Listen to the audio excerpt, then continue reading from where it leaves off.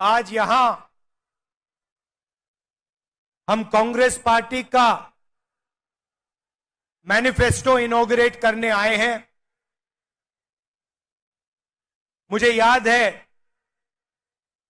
कुछ महीने पहले हमने तेलंगाना में आपसे वायदे किए थे, ऐसी ही मीटिंग थी, हमने अपनी गारंटीज की बात आपके सामने रखी। वही काम हम नेशनल लेवल के लिए आज कर रहे हैं। కొన్ని మాసాల కింద ఇక్కడే తెలంగాణ శాసనసభ ఎన్నికల ముందు మా గ్యారెంటీలు ఇక్కడే ఆవిష్కరించినాం। అదే విధంగా జాతీయ స్థాయిలో కాంగ్రెస్ మేనిఫెస్టో, జాతీయ స్థాయిలో కాంగ్రెస్ గ్యారెంటీలని ఈ పార్లమెంట్ ఎన్నికల ముందు మీ అందరి ముందు ఆవిష్కరించబోతున్నాను। जब हमने आपको गारंटीज दी थी, उन्हें हमने कांग्रेस पार्टी की गारंटी जरूर कहा था, मगर सचमुच में वो आपकी गारंटीज थी, आपकी आवाज थी।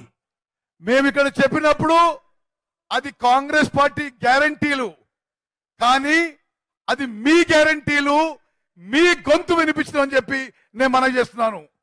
जब हमने 500 रुपए सिलेंडर की बात की थी, 200 यूनिट मुफ्त बिजली की बात की थी, गृह लक्ष्मी की बात की थी, फ्री बस ट्रैवल की बात की थी, तो वो हमने आपकी आवाज सुनकर गारंटीज निकाली थी।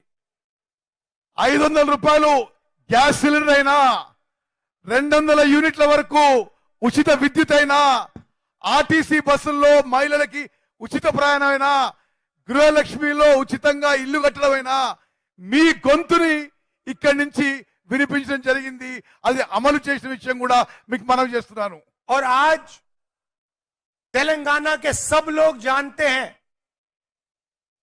कि कांग्रेस पार्टी ने जो वायदे किए थे, उन वायदों को कांग्रेस पार्टी पूरा कर रही है।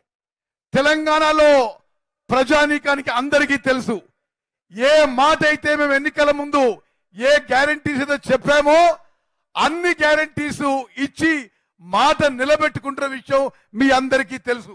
हिंदुस्तान में 40 साल से सबसे ज्यादा बेरोजगारी है, मगर तेलंगाना में तेलंगाना की सरकार ने 30,000 लोगों को सरकारी नौकरी दी है और कुछ ही समय में 50,000 और लोगों को सरकारी नौकरी मिलने जा रही है। మొత్తం భారతదేశంలో నిరుద్యోగ సమస్య చాలా తీవ్రంగా ఉన్న ఈ సమయంలో మన తెలంగాణ ప్రభుత్వం 30,000 ఉద్యోగాలు ఆల్రెడీ ఇచ్చింది, మరో 50,000 ఉద్యోగాలు కూడా ఇవ్వబోతున్న విషయం నేను మనవి చేస్తున్నాను। तो जैसा हमने तेलंगाना के साथ किया, वैसा ही हमने अपने मैनिफेस्टो के साथ किया। ఏ విధంగా అయితే తెలంగాణలో మాట ఇచ్చి నిలబెట్టుకున్నామో అదే విధంగా జాతీయ స్థాయి మేనిఫెస్టోలో కూడా నిలబెట్టుకోబోతుందని చెప్పి నేను మనవి చేస్తున్నాను।